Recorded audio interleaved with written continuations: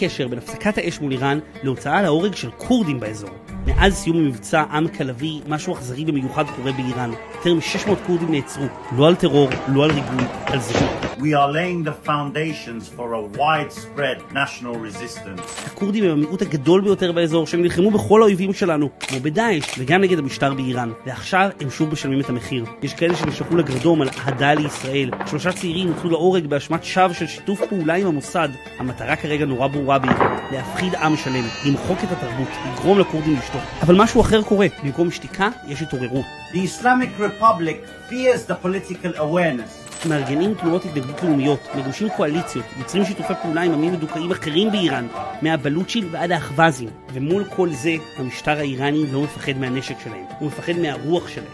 אז למה דווקא ישראל נתפסת ביניהם כסמל של תקווה? Good evening everyone, and welcome to the Middle East Center.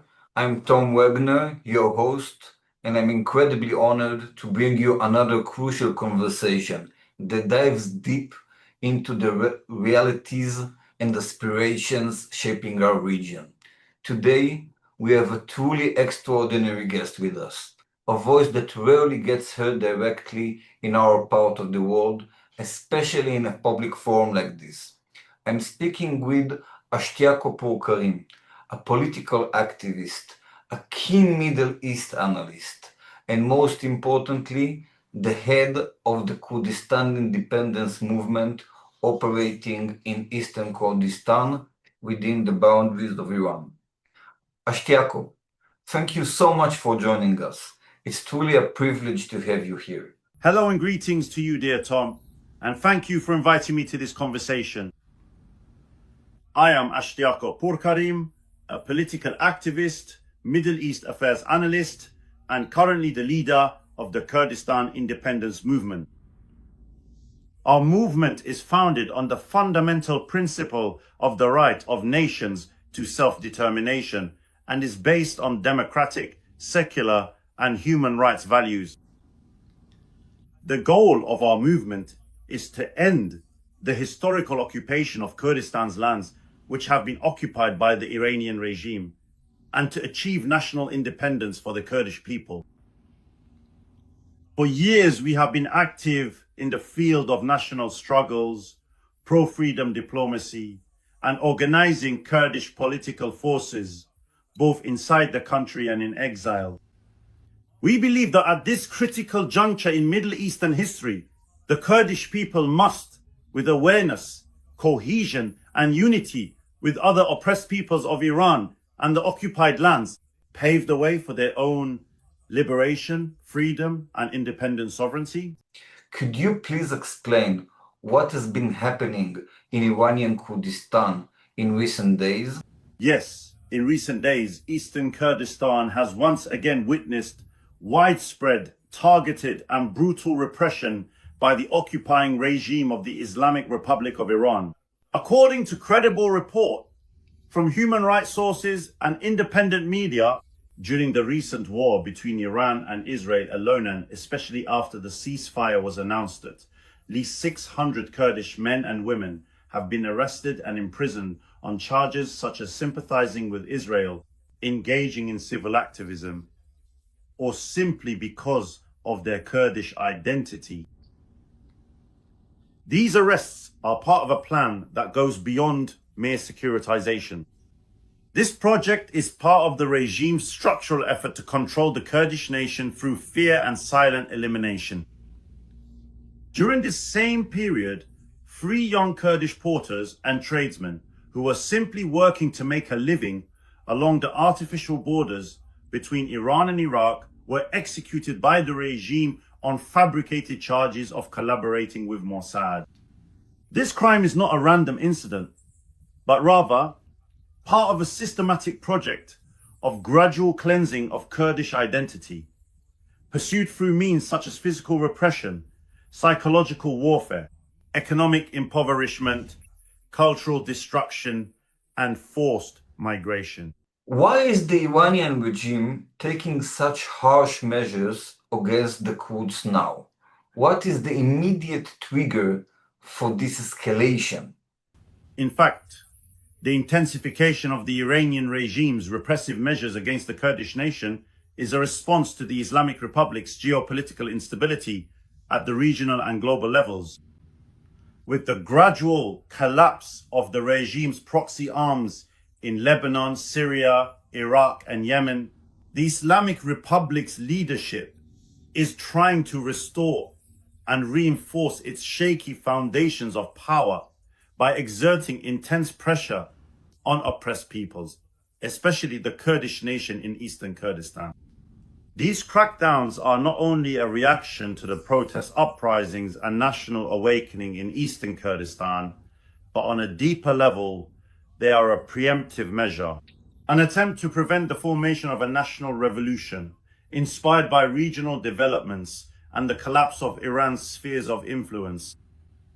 To put it more clearly, the Islamic Republic fears the political awareness, national unity, and will for liberation of the Kurdish people more than it fears their weapons.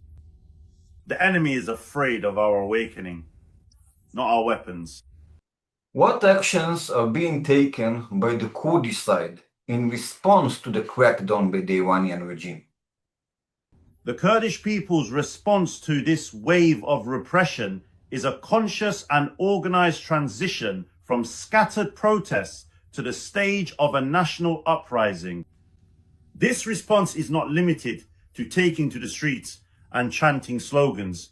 Rather, we are laying the foundations for a comprehensive national resistance, from establishing media, legal, and information networks to educating and organizing the younger generation. From strengthening the diaspora and global capacities to consolidating diplomatic and international ties. All of these are part of our long-term project to reclaim the right to national sovereignty. Repression did not scatter us. It made us more united, more determined, and more strategic. We are no longer merely reacting to oppression. We are designing and building a new future, a future in which sovereignty will rest with the people. How are discussions progressing amongst the various Kurdish factions within Iran? Are the unified strategies being formed? Despite the ongoing differences of opinion among various Kurdish factions, today more than ever, the need for unity and solidarity among the political forces of eastern Kurdistan is being felt. The region's critical situation, the collapse of central authority in Iran, and the awakening of nations have all placed us before a historic responsibility as the independence movement in eastern Kurdistan. We believe that now is not the time for appeasement, hesitation, or compromise with this regime. Today, forming a unified front beyond ideology and based on national responsibility for coordination on 3 levels, on the ground, in the media, and politically, is a strategic necessity, not merely a tactical choice. Accordingly, as part of the collective of parties and political movements in eastern Kurdistan, we have held meetings in recent weeks and months to develop a joint platform. The result of these efforts will soon be officially announced in the form of 2 coalitions. The coalition of independence-seeking parties and movements of eastern Kurdistan, and the coalition of federalist parties and forces. At the same time, our vision is not limited to eastern Kurdistan alone. In line with forming a resistance bloc of oppressed nations in Iran, practical steps are being taken to establish a broad transnational and multinational front. A front composed of the political forces of non-Persian nations, including the Baloch, the Ahwazi Arabs, Azerbaijani Turks, Caspians, and other nations sharing the same fate. This process marks the beginning of a phase in struggle for the right to self-determination and transition to a just multinational order. In other words, in the near future, the fabricated geography known as Iran will no longer exist and will be divided into at least 6 independent countries. This is in fact our goal and our mission. What developments do you foresee in the near future regarding the situation on the ground? Given the intensification of the security atmosphere and the expansion of organized repression by the Islamic Republic regime, it is expected that in the near future we will witness even broader popular uprisings in eastern Kurdistan. But unlike in the past, this time the popular movements will not be merely reactive or spontaneous. Rather, they will take on a purposeful, organized and strategic character. At the same time as government pressures increase, underground resistance networks are expanding. Guerrilla training is becoming institutionalized, and the field map of the struggle has entered a new phase. On the other hand, the Kurdish diaspora, by playing an active role in exposing the regime's crimes and garnering international support, has become a complementary force in this multi-layered struggle. Overall, the future outlook of the battleground in eastern Kurdistan is moving toward a decisive, organized, and national confrontation. Do you believe the Kurds will launch a wider struggle against the regime? What could that look like? Yes, without a doubt, we are on the verge of entering a new phase of the national struggle in eastern Kurdistan. This struggle is not merely a temporary reaction to the regime's repression, but rather part of a historical and purposeful process aimed at transitioning to national sovereignty. As I mentioned, the upcoming struggle will be multi-layered and intertwined. On one hand, there is civil resistance in the form of nationwide strikes, civil disobedience, and social mobilization. On the other hand, there is military organization to defend the people against repression and to exercise real sovereignty in the areas under our control. At the same time, we will seriously pursue diplomatic avenues to have the Kurdish nation's right to self-determination recognized at the international level. We will also expand the project of exposing the regime's crimes and independently narrating the realities of Kurdistan by utilizing media tools. This struggle is not merely aimed at overthrowing the Islamic Republic regime, but at replacing it with a democratic system, whether federal or independent, based on the free will of the peoples, especially the Kurdish nation. We will continue on this path with wisdom, unity, reliance on the people's will, and solidarity with other oppressed nations in Iran. How could you characterize the attitudes and sentiments of the Kurdish public in Iran towards Israel today? Has this changed recently? Could you elaborate on the history of the cooperation and the relationships between Kurds and Jews in Iran? And there are the shared cultural or historical bonds that resonate today? The Kurdish nation has never been and will never be hostile toward the Jewish people or the state of Israel. On the contrary, these two nations have historically, especially in the land of Kurdistan, maintained peaceful human relations and a culture of coexistence. There is abundant historical evidence showing that Jews have lived peacefully and with respect alongside the Kurdish people in many cities and villages of Kurdistan, especially in Suleymaniya, Erbil, Zakho, Mahabad, Sanandaj, Kermanshah, and even remote villages, and have been an inseparable part of the social and economic life of these regions. After the establishment of the State of Israel, many of these Kurdish Jewish families returned to their ancestral homeland. Today, thousands of Israeli citizens are of Kurdish descent and have continued to keep these emotional, cultural, and familial ties alive. This relationship is not merely a political connection, but a historical, deep-rooted bond akin to that of a family. In recent years, with the increased repression of the Kurdish people by the Islamic Republic of Iran and fabricated accusations such as spying for Israel or sympathizing with Zionism, which have been used as pretext to arrest and even execute Kurdish youths, this relationship has not only failed to weaken, but the solidarity of the Kurdish people with the people of Israel and the concept of Jewish resistance has deepened. For many Kurds, Israel is not just a state, but a symbol of national survival, the will for freedom, and the embodiment of the right of nations to self-determination. In this context, our Kurdish perspective on Israel has become more ethical, resistant, and strategic than ever before. For us, relations with Israel are not merely a political choice, but a moral statement against the religious fascism ruling Iran. It is a profound and enduring kind of historical solidarity that exists between two deeply oppressed peoples who have bravely stood together against persistent denial and the brutal cleansing of their very identity. What are the common misconceptions about Kurds in Iran that you would like to clarify for an Israeli audience?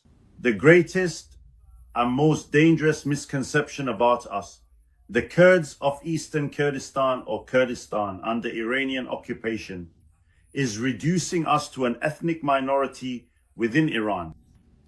This interpretation not only distorts our historical and political reality, but is exactly the same perspective that occupying regimes have promoted over the past century to deny the existence of the Kurdish nation.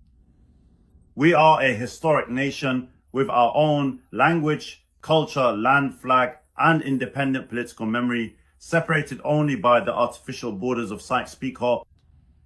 We are not fighting to reform an oppressive system or to claim a share in Iran's decaying structure.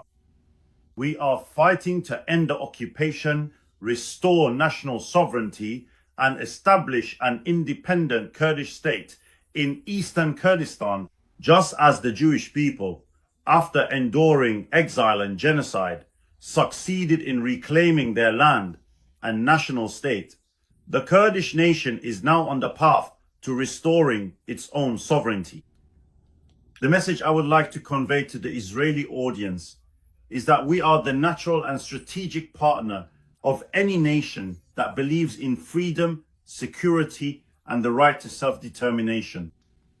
We are not a threat, but rather an opportunity for stability, regional alliances, and shaping a new Middle Eastern order that is no longer built on the denial of nations and identities. How many Kurds currently reside in Iran? What is their status and what is their condition? According to independent estimates and reputable demographic sources, the population of Kurds living in the region known as Iran is estimated to be between 13 and 15 million people. Meanwhile, the Iranian regime has never provided accurate statistics on non-Persian ethnic groups and nations, and has deliberately tried to deny the multi-ethnic and multinational reality of this land by omitting ethnic data from censuses. Nevertheless, the significant Kurdish population in Iran faces systematic repression, structural discrimination, and assimilation policies. But we Kurds still remain deprived of the most basic human rights. In addition, the Iranian regime's policies in the regions of Eastern Kurdistan have involved securitizing public spaces, heavy deployment of military forces, severe cultural censorship, and the implementation of economic deprivation projects. The result of this approach has been the spread of systematic poverty, widespread unemployment, forced migration, and the emergence of a deep rift between the Kurdish people and the central government. In fact, In our own homeland, where our history and culture are rooted, we are regarded as political outsiders.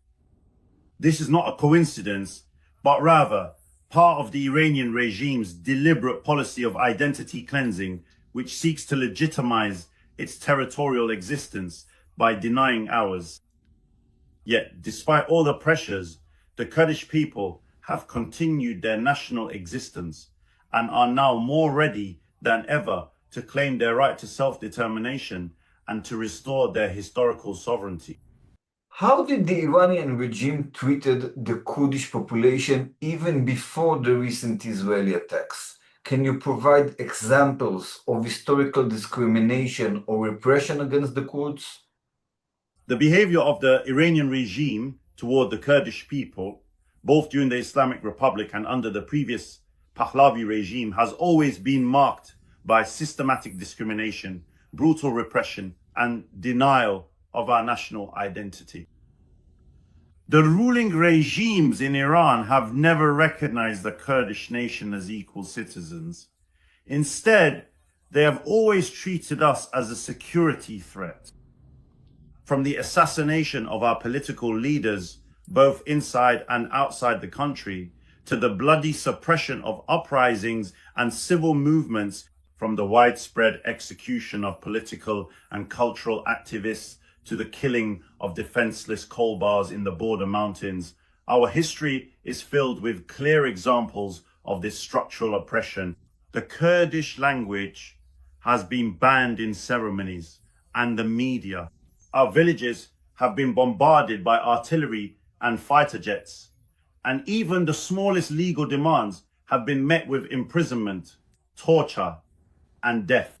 This situation is not limited to recent times or regional tensions, but rather has its roots in the discriminatory and chauvinistic structure of the Iranian regime.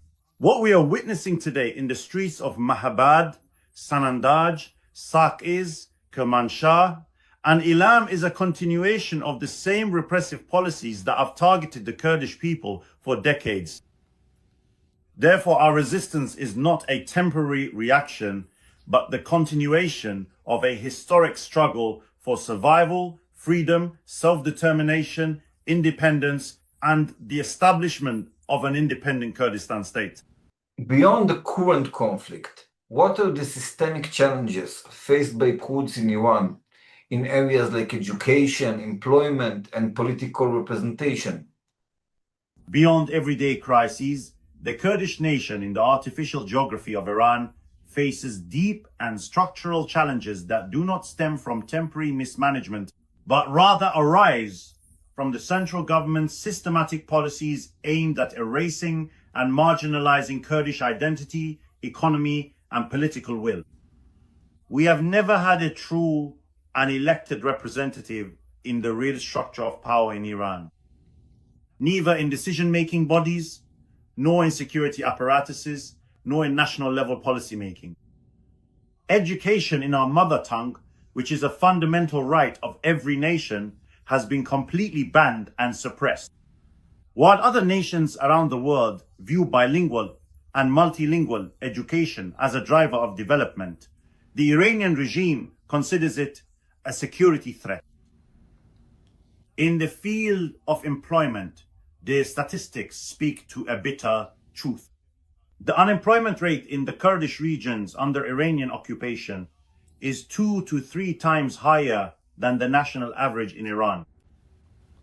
There is virtually no national investment in these regions, and infrastructure and industrial projects have either been halted or were never planned in the first place. In terms of public and development budgets as well, the provinces of Kurdistan under Iranian occupation have always ranked at the very bottom. This is true both in terms of development budgets and in their share of the gross domestic product.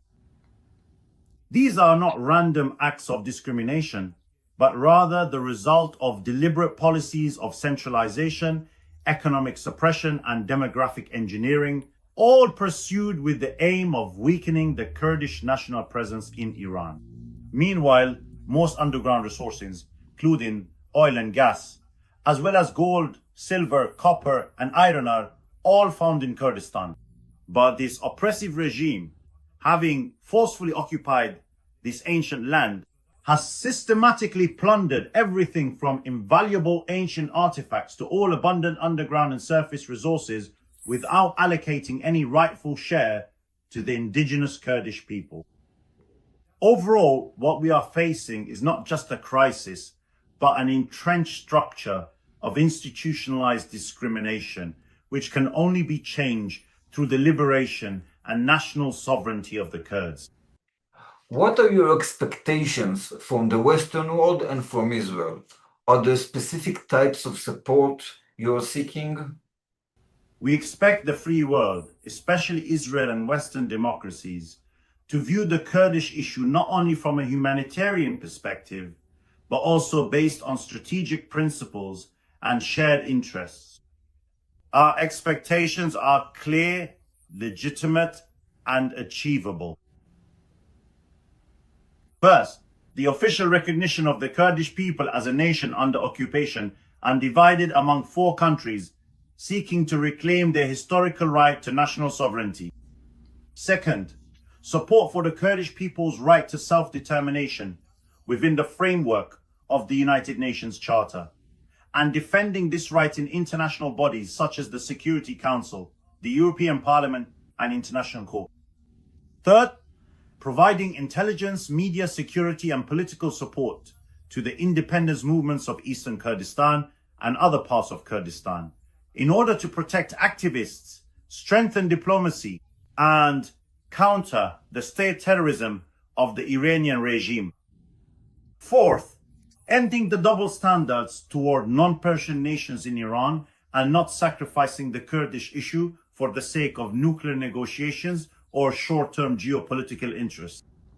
Fifth, establishing strategic relations with the Kurdish freedom movements as stable, secular, democratic, and anti-terrorism partners in the new Middle East. We believe that regional security is not possible without the freedom of the nations confined within the artificial borders of Iran. Supporting the Kurdish nation is not only a moral duty, but also a strategic choice for the civilized world. What is the current capacity of Kurds in Iran to act against the regime? Despite intense waves of repression, widespread arrests, and the heavy security atmosphere prevailing in the Kurdish regions under Iranian occupation, the capacity for resistance among the Kurdish nation has not only failed to diminish, but is actually expanding in an underground, organized, and multi-layered manner. Networks of civil, cultural, media, and even operational resistance are rebuilding themselves in the shadow of past experiences and future prospects. We have previously proven, both during the armed resistance movements of past decades and in the nationwide uprising of Jin, Jian, Azadi, that the Kurdish nation has the ability to break the power of the Iranian regime. We have shown that we are not just a force that desires change in Iran, but a force that also possesses the capacity and practical will to bring about this change.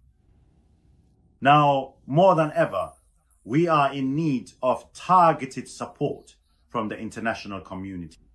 This includes democratic countries such as Israel, the European Union, the United States, and other governments aligned with the ideals of freedom. Such support can take the form of logistical, educational, security, media, and diplomatic assistance. We believe that by establishing a no-fly zone over Iran, similar to what has been implemented in other regions in the past as was done in Iraq, it is possible to create the necessary breathing space for the uprisings of oppressed peoples, from Kurds and Baluchis to Arabs, Turks, Caspians, and others, so that every nation can freely move toward its own independent political sovereignty. The fall of the Iranian regime will not only be a strategic transformation for the Kurds, but for the entire region, paving the way for peace, stability, and liberation from state-sponsored terrorism.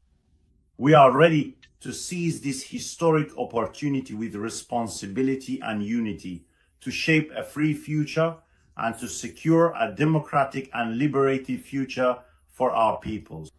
Do you expect practical support from Kurdish organizations outside Iran? How might that support manifest itself?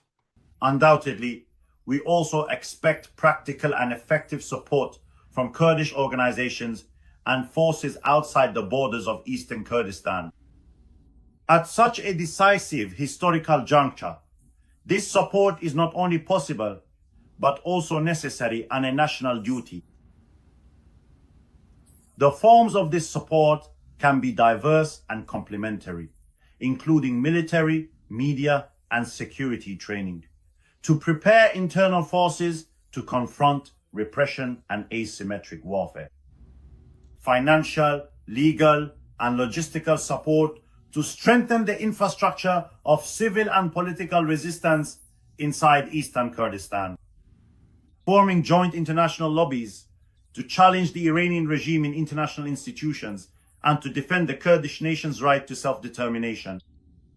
Launching global media campaigns to expose the crimes of the Islamic Republic against the Kurdish people in eastern Kurdistan with the aim of attracting global public opinion and diplomatic pressure.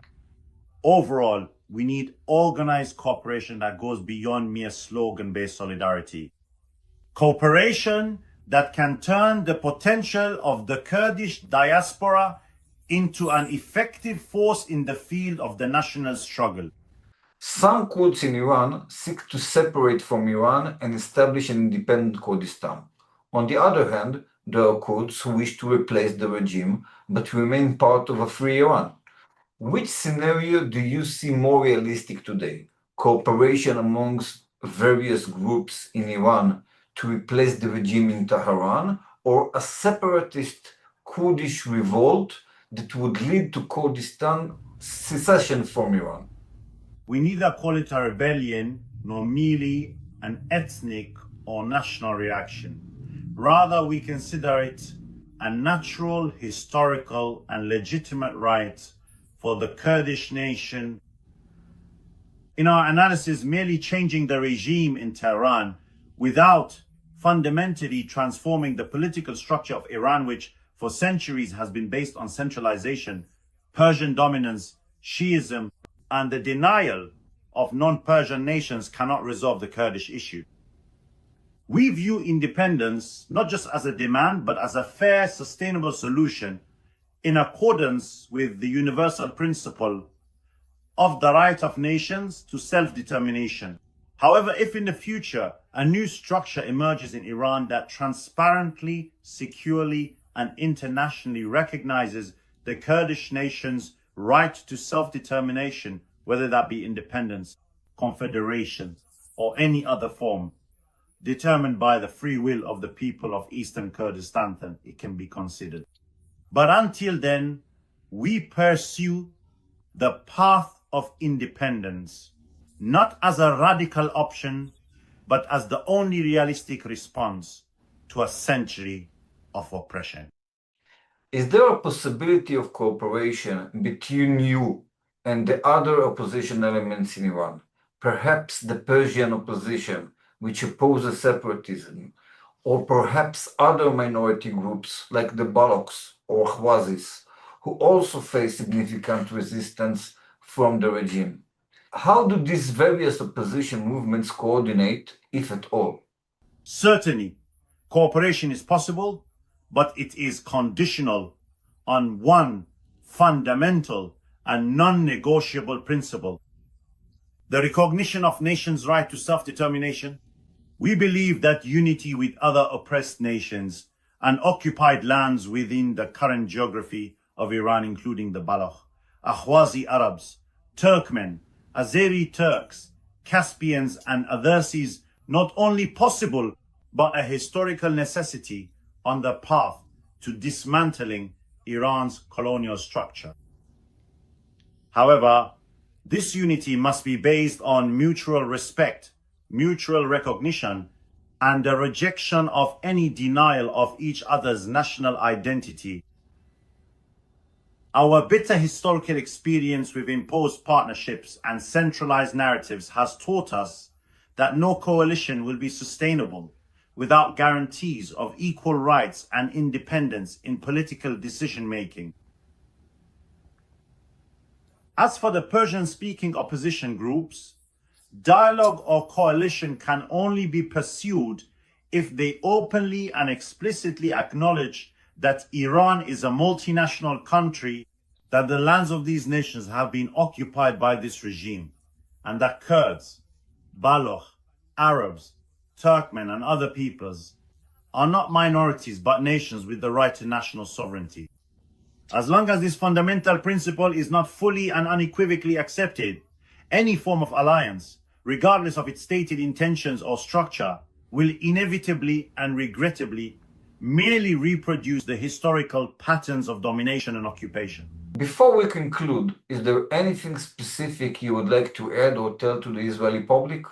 Thank you very much indeed, dear Tom, for generously giving me this invaluable opportunity to comprehensively present our deeply held views and to amplify the authentic voice of our people. I sincerely and profoundly appreciate it. Today's conversation is not just an interview, but a step toward connecting free and awakened nations, especially the Kurdish and Israeli peoples. Before concluding, I would like to deliver a heartfelt and historic message directly to the people and government of Israel. People and government of Israel, your return to your homeland was not only a national event, but also a historic model for nations like ours. Your experience, from the suffering of dispersion to the establishment of an independent state, has been and continues to be an inspiration to us Kurds. If in the past the world did not hear your voice, today it is our voice that echoes from Ilam, Lorestan, Kermanshah, Urmia, Sanandaj, all the way to Mahabad, Sakaz, Marivan, and throughout eastern Kurdistan. We are ready to unite with nations who understand our pain, ready for an honorable peace, ready for a long overdue independence. In a world where oppression does not go unanswered, we extend a hand of friendship and solidarity. Not out of enmity toward others, but because we believe in our own rights. Stand with us on this difficult yet clear path. You, the people of Israel, are a nation that throughout history has endured discrimination, displacement, and existential threats. And with determination, resilience, and hope, you have built your country on the foundations of freedom and security. This very experience is what we, Kurds, are living and breathing with all our being today. In our homeland, which has been occupied for decades, we are oppressed solely for being Kurdish. We are neither your enemies nor your rivals. We are your natural and strategic allies. Both the Kurdish people and the Jewish people are victims of a cruel regional order built on the denial of nations' identities. We speak the common language of liberation, the right to self-determination, and lasting peace. We extend a hand of friendship, partnership, and solidarity. Today, more than ever, we need the mutual voices of nations. The voice of truth, the voice of resistance, and the voice of seeking justice be our voice. Just as we are the voice of justice for all freedom-loving nations, the future of the Middle East will be built through the unity of free nations, not oppressive governments. We are ready to be two free nations united and partners on the path of peace, development, and coexistence, with hope for a bright future for Israel, for Kurdistan, and for all free nations. Thank you very much for your time and attention. I sincerely hope you have a truly wonderful day ahead. Thank you, Mr. Poorkarim. It was a true pleasure. All the success and the luck in the world.